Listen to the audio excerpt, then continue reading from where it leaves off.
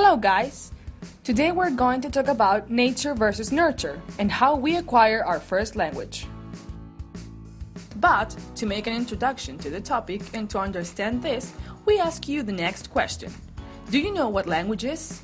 Well, there are many definitions to this term, but we're going to focus just in one of them.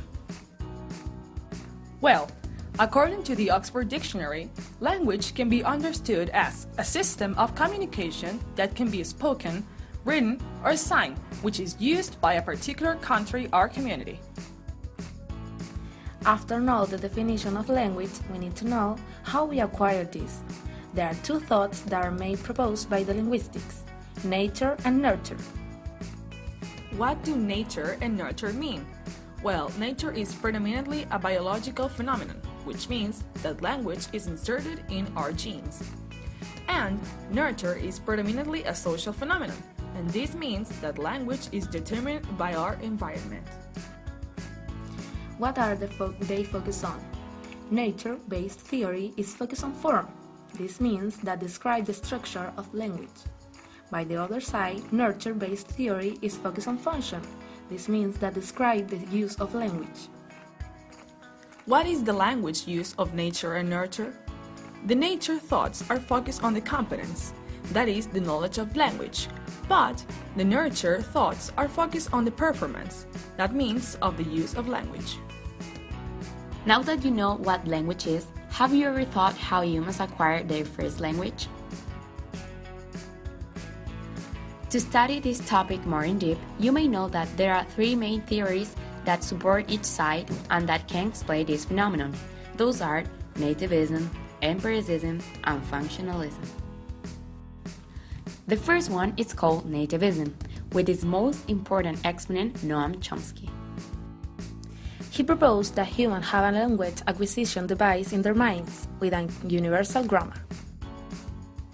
That means that language is not acquired and it's an innate ability that comes with us when we're born. People supporting this view believe that human brain is pre-wired for language acquisition and use. The second one is called empiricism, which is the most recognized exponent, Jeffrey Sampson. To understand empiricism, we are going to explain the root of this word, that is empiric, which means one who relies on practical experience or perception.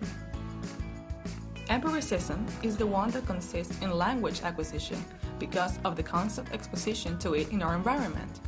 Also, it's related to trial and error because when children speak and are corrected, they will improve their way of speaking.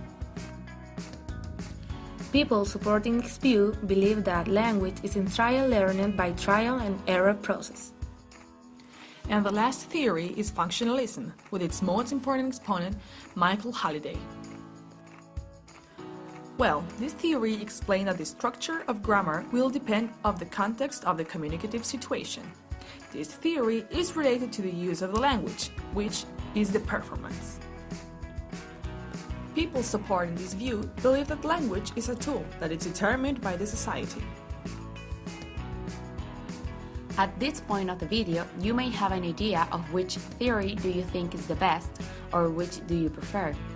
It is important to clarify that there is no theory better than other, but there are some that are more complete. We propose a fusion between two theories, empiricism and functionalism, because we think that work together in the sense of language is external to human. We acquire it because of our environment.